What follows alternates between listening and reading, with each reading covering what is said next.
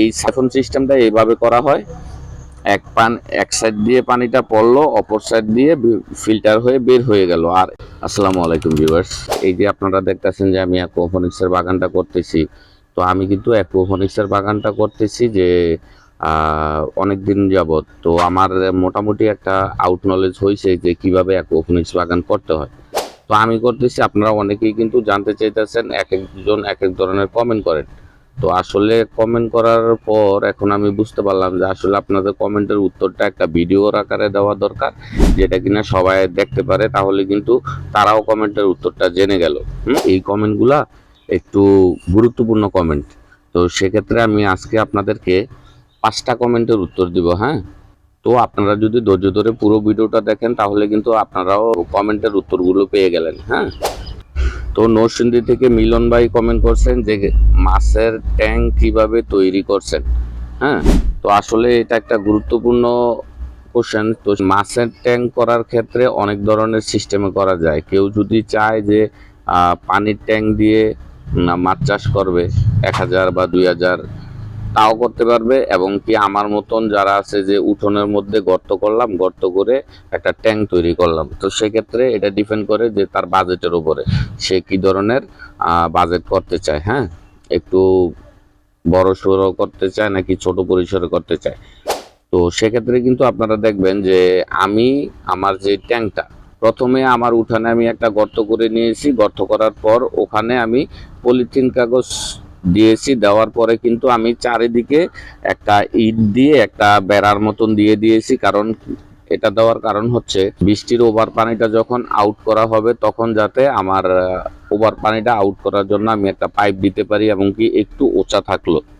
ঠিক আছে, তো সেই কারণে কিন্তু আমি ইট দিয়ে এই বেড়িটা দিয়ে দিয়েছি। কেউ চাইলে ইট না দিয়ে ডাইরেক্ট সিমেন্ট দিয়েও করতে পারে। তো 2 নম্বর কোশ্চেনটা করছে আল মামুন। সে জানতে চাইছে যে বেডগুলো এবং সাইফন কিভাবে করব।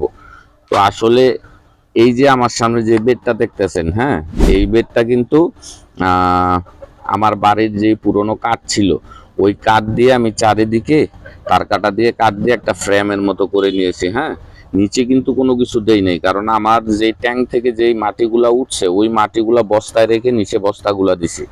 তো আমি জাস্ট ফ্রেমটা উপরে দিয়ে দিয়েছি। দেওয়ার পরে কিন্তু এখানে আমি পলিথিন কাগজটা দিয়ে সমান করে নিয়েছি। তারপরে আমি ইটের খোয়াগুলো দিয়ে এক সাইড দিয়ে 4 ইঞ্চি পাইপ, অন্য সাইড দিয়ে পাইপটা, এই পাইপটার মাধ্যমে পানিটা এসে পড়ে এবং কি এখান থেকে ফিল্টারিং হয়ে ওই পাইপটা দিয়ে আবার মাছের ট্যাঙ্কে চলে যায়। তো সেক্ষেত্রে এই সাইফন সিস্টেমটা এইভাবে করা হয়। এক সাইড দিয়ে পানিটা পড়লো, অপর সাইড দিয়ে ফিল্টার হয়ে বের হয়ে গেল। আর এই ইটের খোয়ার মধ্যে গাছগাছালি থাকে। ঠিক আছে, তো এইভাবেই কিন্তু বেডগুলা তৈরি করা হয়। 3 নাম্বার কোশ্চেনটা করছে যে ইটের খোয়া কত বড় রাখলে ভালো হবে। তো এই যে দেখেন আমার হাতে যে ইটের খোয়াটা, এই খোয়াটা কিন্তু নর্মালি বিল্ডিং এর ঢালাইয়ের ক্ষেত্রে যেই 3-4 সাইজের যেই খোয়াটা, এই খোয়াটাই একটু বেস্ট। বা এর চেয়ে একটু ছোট হলেও কোনো সমস্যা নাই, কিন্তু এর চেয়ে বড় যেমন না হয়। হ্যাঁ, আর 4 নাম্বার কমেন্টটা করেছেন যিনি আল আমিন ভাই, উনি জানতে চাইছে যে কোন ধরনের মাছ চাষ করা যায়, আসলে কোন মাছ চাষে লাভবান হওয়া সম্ভব। আমার এখানে আমি রুই মাছ চাষ করছি, তারপরে তেলাপিয়া মাছ চাষ করছি, তারপরে সরপুঁটি মাছ যেটাকে বলে ওইটা চাষ করছি। এখন বর্তমানে ভিয়েতনামি কই মাছ আছে, আর ভিয়েতনামি কই মাছের সাথে অল্প কিছু তেলাপিয়া মাছও আছে। আমি চিন্তা ভাবনা করছি যে পরবর্তীতে আমি মাগুর মাছটা চাষ করব, কারণ মাগুর মাছটাও মোটামুটি অ্যাকুয়াপনিক্সে ভালো হয়। তো সর্বশেষ 5 নাম্বার উনি জানতে চাইছেন যে পানির মোটর কত টাকা এবং কি কোথায় পাওয়া যায়। আমি যখন অনলাইন থেকে নিয়ে আসি তখন আমার 3000 টাকার মতন খরচ গেছে। তো এই মোটরটা যদি ঢাকা থেকে কেউ নিয়ে আসে তখন কিন্তু 2500 টাকার মধ্যে আসবে।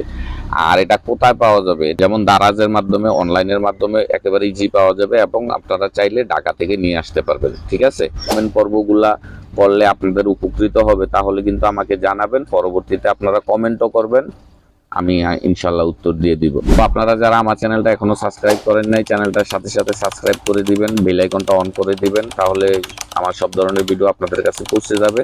এবং কি ভিডিওটা ভালো লাগলে একটা লাইক দিবেন। আর যদি আপনারা এরকম কোনো কিছু জানতে চান তাহলে কমেন্ট করবেন। হ্যাঁ, তো আজকের মতো বিদায় নিলাম। আপনারা সবাই ভালো থাকবেন। আসসালামু আলাইকুম।